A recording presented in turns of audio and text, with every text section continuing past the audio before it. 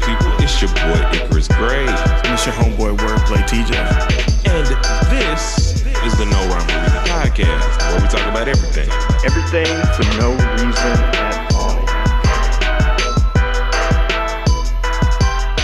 And we're black. Black, blackity, black. They can't see your fist. Oh. It's not in the Black, blackity, black. What's good, people? It's your boy, Icarus Gray. And it's your homeboy, Wordplay TJ. And this is one of the blackest podcasts in America, the No Rhyme or Reason podcast, where we talk about everything. Everything Negro for no reason at all. Black History Month, y'all. What's happening? What's good? Let's talk about the elephant in the room. The celebration of somebody black? Yeah. Yeah. I mean, you know, he's the black elegant elephant. Oh. You get what I'm doing? I like it. See? Yes. So we came here to talk about Killer Mike and his Grammy sweep. Don't call him a janitor, but he did that. And at the 66th Annual Grammy Awards, according to Fader, he has won 3 different trophies. One for Best Rap Album for Michael, Best Rap Song, Scientists and Engineers, and also Best Rap Performance for the same song, Scientists and Engineers, featuring Andre 3000, Future, and Aaron Allen Kane. I ain't got to beat y'all up. It's good. Man, I did not want to have to start Black History Month with beating up old music execs for not doing the right thing. You think the music execs did it? We'll get to that later, but that's one of those things that we gotta break down at some point. Break down. But you did call it, right? You called it several months ago when we first reviewed this album. So if you want to check out that review, please go to our YouTube channel, No Rhyme or Reason Podcast, and check out what we said about Killer Mike's album, Michael, because we spent time breaking down every song, the production, the themes, the features, and just the overall aesthetic. And we gave it our rating. And I believe we said that it is 5 out of 5, hands down. And unequivocally the album of the year without argument. Yes. Yes. So the fact that he swept in this category but didn't sweep like the album of the year piece, it's not a sad thing. No. But it is a little disappointing. But at the same time, the point of this conversation is to say, you said it, and now you don't have to be upset about it. And I ain't got to be upset, and we get to celebrate Black excellence during Black History Month in a way that I think is, now again, he won the categories that are for us, but he won those categories so convincingly with an album that was so perfectly orchestrated that each piece of it, from the instrumentation, every vocal piece you hear is just vibrant and lives. Like it's the first album in a long time that I think you can't really argue about. Because, you know, in subsequent years, like the year that Macklemore won or something like that, there's a lot of argument in behind, you know, Good Kid, Mad City, I believe, should have won that year. Or was it The Pimp a Butterfly? It doesn't matter. Kendrick should have won. But it was a good kid. But like, this is one of those that you just couldn't argue with. Like, no matter who else would have been in the category, I don't think it would have even been close. Yeah, so I think what he did with this album is he took the time and he invested the revenue as an independent artist, right? Like, let's get that clear. 100%. Killer Mike is an independent artist that partners with distribution and other companies in order to kind of help him do the work. But he is investing his own money into these crafts. He's not taking a label advance or things of that nature in order to make this happen. And that same investment goes into these Grammy wins. And again, I'll talk about that later and how that works. But that craftsmanship, that dedication has a return effect. When you put that amount of energy, when you sow those seeds, when you do the work that is the meaningful work, oftentimes you see the results of it. And sometimes it can happen in 2 years, like Mike has said. He took 2 years to make it. And sometimes it can happen in 2 weeks, like what happened with the Blueprint. It's just all, but the outcome is the same. The focus is the same. We're gonna make this. We're gonna keep what resonates, throw out what doesn't, and continue to revise and edit as we go along. It's just such a big statement. I mean, coming from the South, bro, it's just, it feels like we won. It feels like our life experience won. And it's won before, Outkast does have Grammys. But it's just so refreshing to see yourself and to see the life you've lived and the way your life feels resonate at an award stage. And I know this isn't like the end all be all to like us wanting to win in the way that we feel that we should win, so on and so forth. But in this moment, bro, it just shines and feels great. You know what is synonymous to this for me? The feeling of when 3-6 won those Oscars. Yes. Right? Good point. It is the South encapsulated in human beings that know their craft, know what they do well, and then they come out and they make art that just resonates, and then you see them awarded for that art. Yeah. So Juicy J, help me out. My brain blanked as soon as you did that. Oh my gosh! Like my Black History Month is over now, because I almost just said Project Pat, and that's not even. So Juicy J, DJ Paul. There we go. I was trying to do his drop because he's on this album. He just won a Grammy. Right. Won another Grammy. Right. Or maybe his first Grammy. Because I feel like 3-6 I don't know. might have won a Grammy. But either this way. is why we're not journalists. Because see, we don't be remembering. But I know he got one now. And that's a fact, Jack. And so does like Run the Jewels, like LP and Killer Mike now have Grammys. Yeah. So that's, man, it's an amazing feeling to like even connect that, because that was what that felt like. It was hustle and flow. But it was the music of hustle and flow. And it was the music that is so synonymous with Memphis, so synonymous with the South, that it was freeing, bro. It was just like, I think it's a story that we can resonate with, right? Yes. We've all been those artists where you have to turn those fans off before you start recording. Yeah. And the room, you only got but so much time because the room's gonna get hot. And then you're done. You need a break. But oftentimes you can get one off in that moment, and it's magic. Yeah. That's what she said. The last point I want to make on this is this also shows that trying something new doesn't mean you lose yourself. Like, so Killer Mike dropped Rap Music, an album that he did with LP. LP did a majority of the beats. And that got Grammy nominated at the time. I don't believe that it won, but I believe it was nominated. Then he goes on this run with Run the Jewels, doing 4 albums that took him to all kinds of different places, way different platforms, started to really solidify him in terms of his respect as a rapper and get him not the clout, but the respect that he deserves. And then he's just had this feeling in his heart for like the last probably 4 or 5 years of wanting to do an album, and went and did it.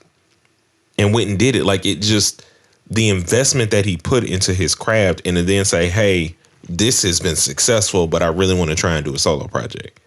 And it doesn't mean, they're not going to do any more Run the Jewels projects or anything like that. But he stepped out, took the chance, invested in himself because he had the capital given everything that he's been doing, and really made an album, I think, for the ages that is going to really be played for a very long time. So congratulations to you, Killer Mike.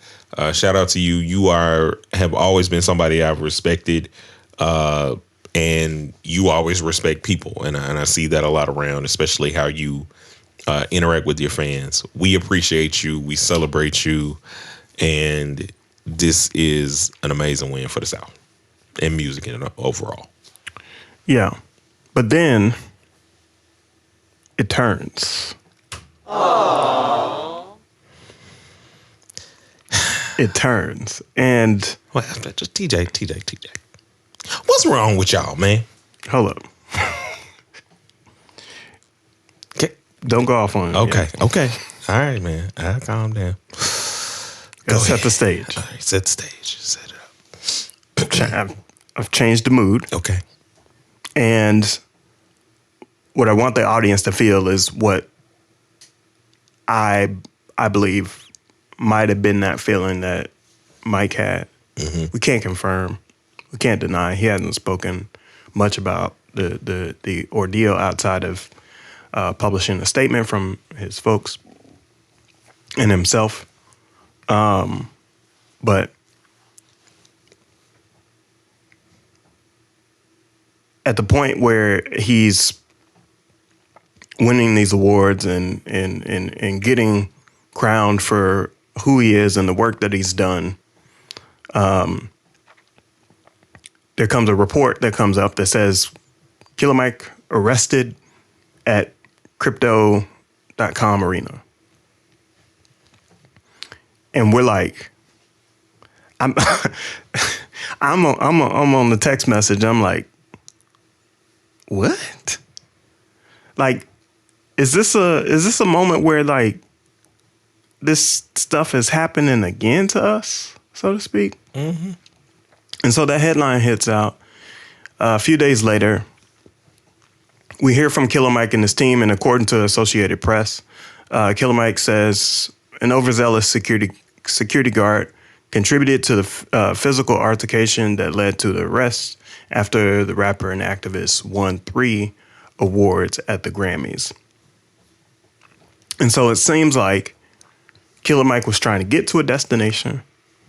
This security guard was saying that you don't belong in this destination, seemingly not knowing that Killer Mike actually belonged there and was trying to get to where he's meant to go.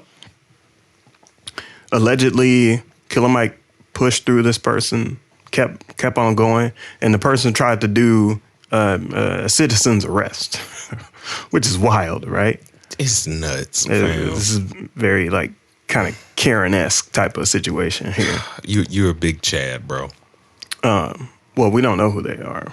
Allegedly, it's a woman. The fact that this individual decided to take it upon themselves to say where somebody belongs, I get it, right? You're seemingly doing your job, but at the same time, like, it's not that big of a deal.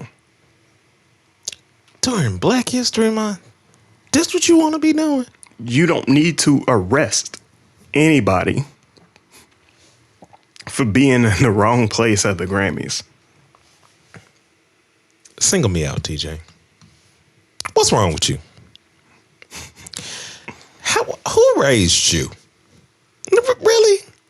Black history? Like, you can't, like, and I get it. Like, I don't know your ethnicity, but if you happen to be of the same, skin folk, whatever, like, I know sometimes people come in and be trying to get, a little favor, like, hey, let me in. We all, not, but like, did you see that man's tux? Did you see it? Killer Mike is very recognizable. He's a tall, hulking man. And it's Black History Month. We can't get a get out of jail free card in this month. Come on, man. Yeah. Come on. I don't even think. What I think matters is that this individual has now said that they're the authority, Yeah. and then called the quote unquote authorities, right? And then the Academy allowed this to happen, right? Mm-hmm. So this person is employed by either the arena or the Academy themselves, mm-hmm.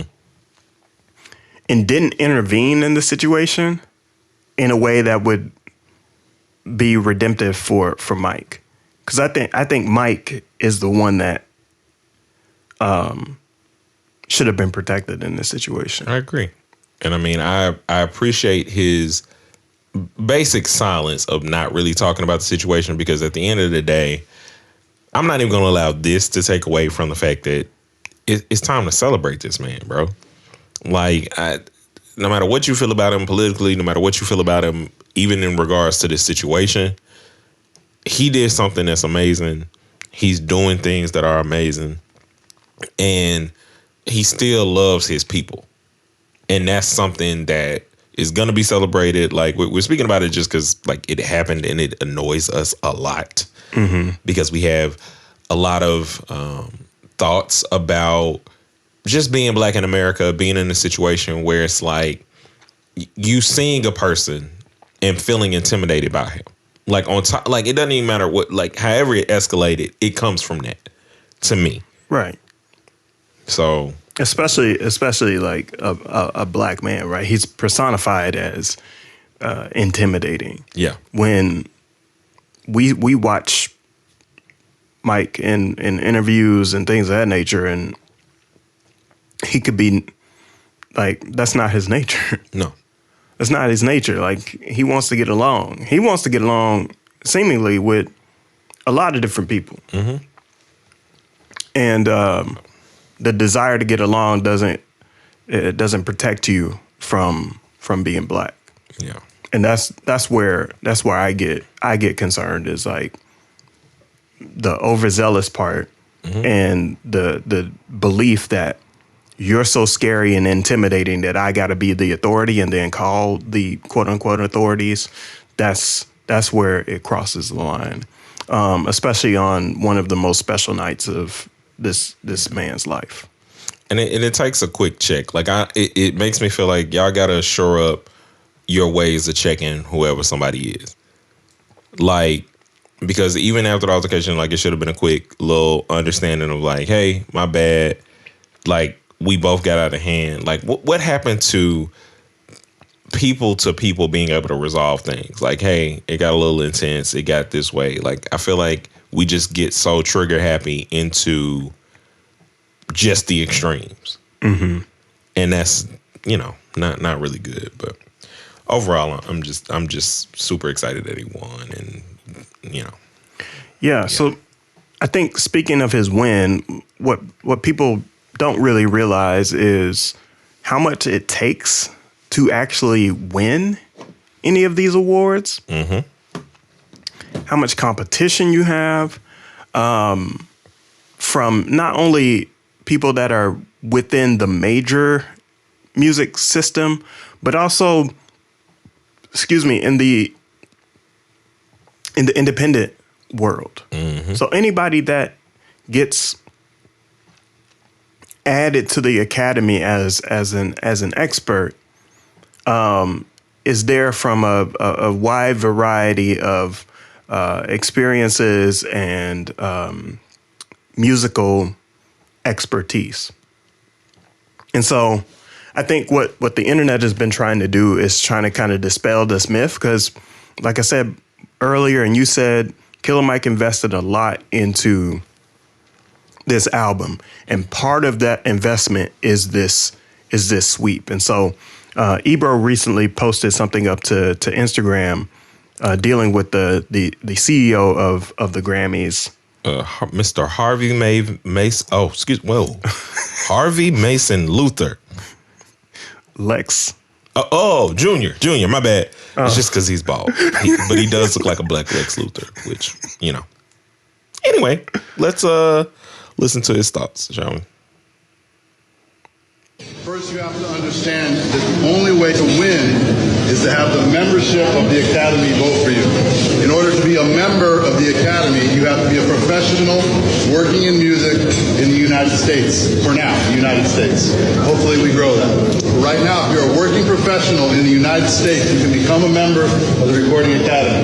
Once you're a member of the Recording Academy, all the music gets submitted, the members listen to it, and they evaluate it on the quality of the art. Not the sales, not the streams, not how many fans, not how many followers, but purely on the opinion. And it's very hard, as you all know, because it's subjective. There's no best song or best record. It's just the opinion of the membership in that particular year. That's how you win a Grammy. That's it. The voters vote. There's no committees. There's no journalists. There's no labels. It's music professionals voting for their peers, period. First, you have to understand that. So, all right, I'm gonna break that down a little bit because, Mr. What's his name? Last name? Junior, Mr. Mason. His last name is Junior. Junior. Mr. Mason Jr. Harvey Mason Jr. That's funny. Anyway, so Mr. Mason. I don't know why that's funny, Mr. Mason. So Mr. Mason. Mr. Mason is right? Killer Mike and everybody else that has worked to win a Grammy, not just this year, but every year, must be voted on by a group of members, and those members both nominate and vote for those nominations on an annual basis. The nominations usually come in around July, and then the voting happens a few months after in the fall. So maybe like around holiday time, close to that point. Yeah, October, something like that. And the reason why I know this is because years ago, I was a member of the Academy. What I did, no, stop, please. What I did, you can't do that without hitting the we don't have that button, do we? Anyway, what I did at the time, and this was 2013, I went and applied to become a member. And the application process at that time was, so this 10 years ago, was not as strenuous as it is now. It has some requirements. Number one, you had to be recommended by somebody else that's already a part of the Academy. Number two, you had to have some credentials, right? You had to have, I believe it's like, at the time, 3 or 4 projects that you have credit on for some reason, right? Either you're an artist, a songwriter, a producer, an engineer. Like, you have to have one of those roles in the Academy. And today, one of the criteria is, or the criteria is, you have to have recommendations from 3 other musicians. That's an added piece to the equation. And sometime after 2013, they dumped a lot of people from the Academy that seemingly were not active. So Grammy membership requirements.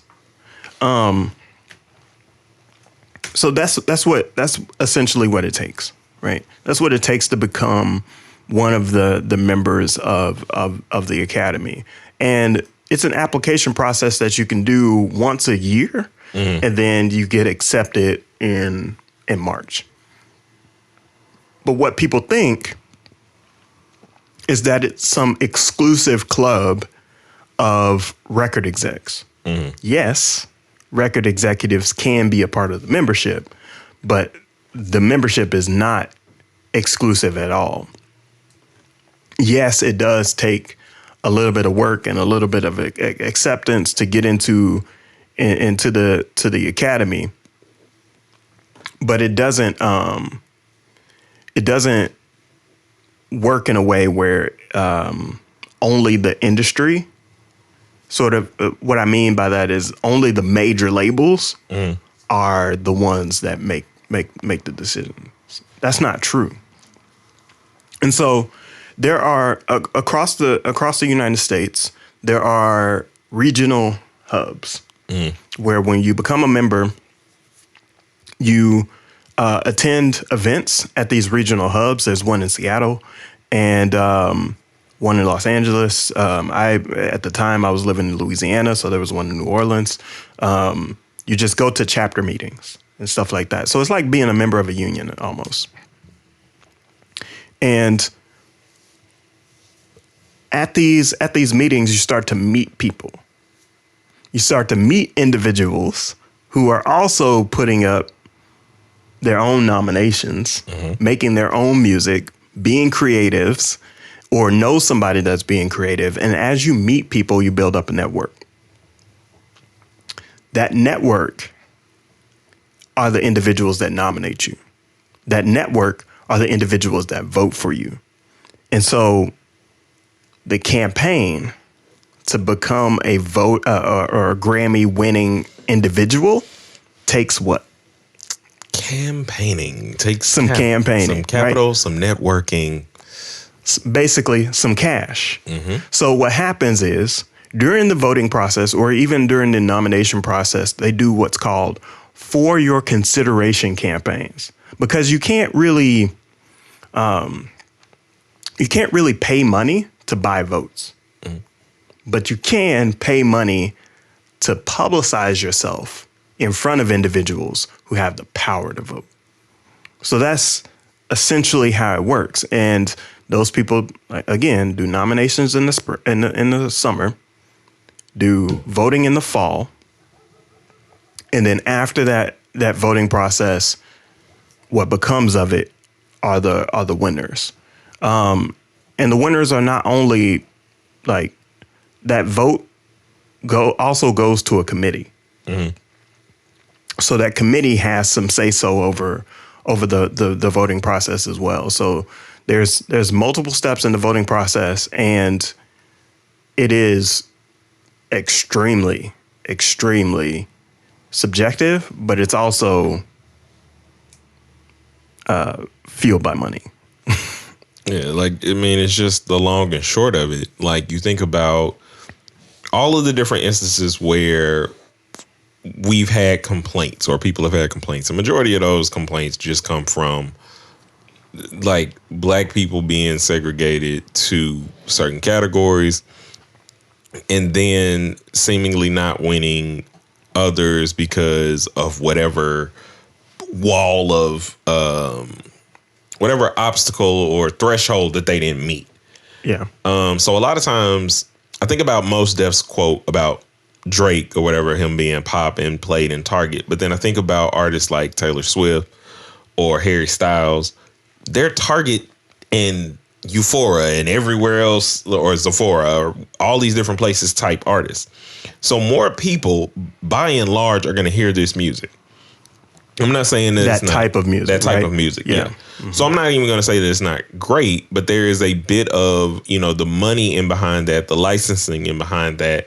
Being everywhere does matter. Yeah. So to be a black individual in that's campaigning for a vote, so like what Mike did, you not only have to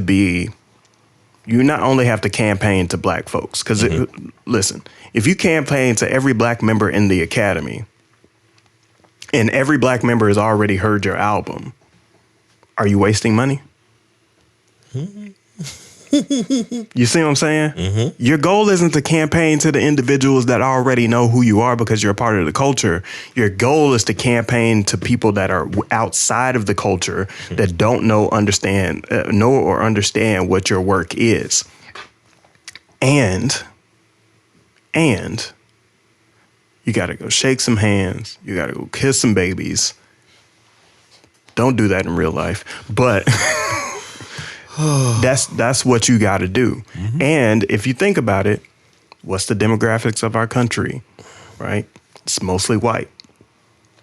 That culture is also implanted into the Grammy Academy. So these members are mostly going to be white individuals with a lens of white culture. Some of them may understand hip hop, may float in and out of different groups, but their lens is still not. They listen to Taylor Swift, not Beyonce, right? Like you're saying. And it presents why Macklemore won. It's because, again, more of like Thrift Shop is being played everywhere. Correct. Whereas Poetic Justice, Swimming Pools, the singles off of that album, Backseat Freestyle, are not really getting played everywhere. Right. And so you come across this gap where it's like, if my album is artistically great, but I'm not getting played everywhere, I'm now hindered because my campaigning is never going to have that reach, because even though it's not niche, because, you know, whether it's poor white folks or poor anybody, you understand the reference that we're coming from on some level. Right. It's not as inviting. Right. And like a lot of the albums that have won Album of the Year, whenever they are, like even when Beyonce has her wins, which I don't know if she has an Album of the Year. She doesn't. Credit. She doesn't. And that's like the she's been up for Album of the Year 4 times and has lost every time. It's like, if anybody has like that kind of target and everywhere pull, it's B. And it's majority of the time you losing to people that it's like, if you're calculating all of the votes, right? Much like what you were saying earlier. If you're calculating both sides of the vote normally lean that way. Or at least it feels like they do. Until we get to situations like this. So I don't know. It's a lot. Yeah. So speaking of Beyonce, we want to hear what Jay-Z's speech has to do with this. So we're gonna play a bit of it, and then we're gonna react to it. This is Jay-Z winning the Dr. Dre Global Impact Award officially on air. So we're gonna play, like I said, play a bit of this and then react to it. Let's listen. Thank you very much. I usually say this is a sippy cup for Blue. But Blue's grown up now. She doesn't take sippy cups. And she has her own Grammys. First of all, thanks to Dr. Dre. He said he in the house. He's somewhere. Oh, there he is. Andre Young, thank you, sir. All the doors that you opened, you know, showed us that we can be rock stars. Seeing you on the Rolling Stone. Obviously, there's Run DMC with the Leathers and the Aerosmith. But when you came out west, you took it to a whole new level, put us on covers, Rolling Stone, put us around the world, you and Snoop, all that y'all did, all the records y'all broke, so thank you for this. Honored to accept it. And thank you to the Black Music Collective for all the work that you guys do, scholarships for young creatives, and hopefully, you know, I'm adding to, you know, what you guys are doing out here. Obviously, it's great to have an award for such an icon.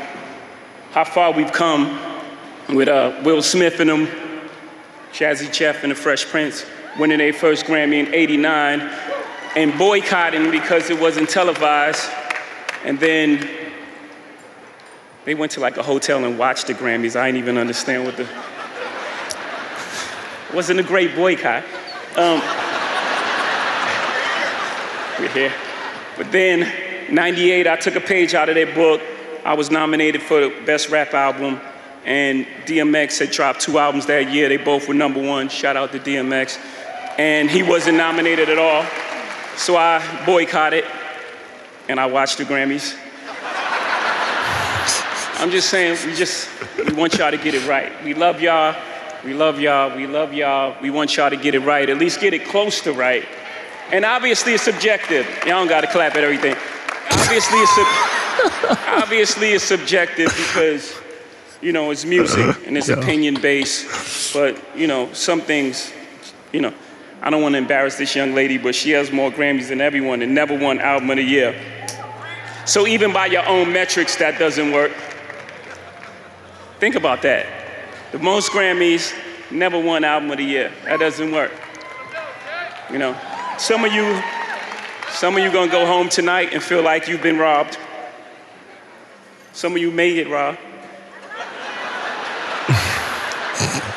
Some of you don't belong in the category. No, that was it. No, when I get nervous, I tell the truth. When I get nervous, I tell the truth. Listen, that was one of those moments where it's like you see the magnitude. So Jay-Z's winning Dr. Dre's Impact Award or whatever, and you can see it on his face. Just like the not confusion, but like the mixed emotions. Like, I'm happy to be here, but there are things that are not going on or not going correctly. It is preposterous to me that the person who's won the most Grammys does not have an Album of the Year. Because it's like, I've won the most out of anybody, which means out of all the categories, because she exists in different categories, whether it's pop, R&B, because they don't normally always just put her in R&B or whatever. Features with the people, with some of the people, or a lot of the people that y'all even give awards to in other categories. And it's one of those things where I wonder what it is we actually expect from the Grammys. Do we earnestly expect to win in this place that is not, much like you said earlier, in terms of the numbers, represented by us? Yeah. Do we want our awards or award shows and things of that nature to feel like the Grammys? Or do we want it to feel so unapologetically us that the people who are on the other side ain't gonna come watch it no way?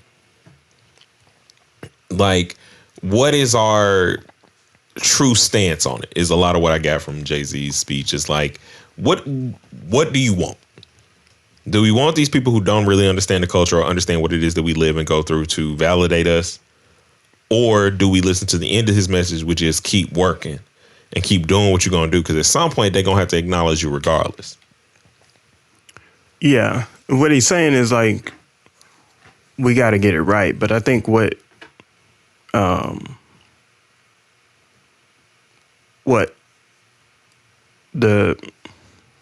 we keep striving for is for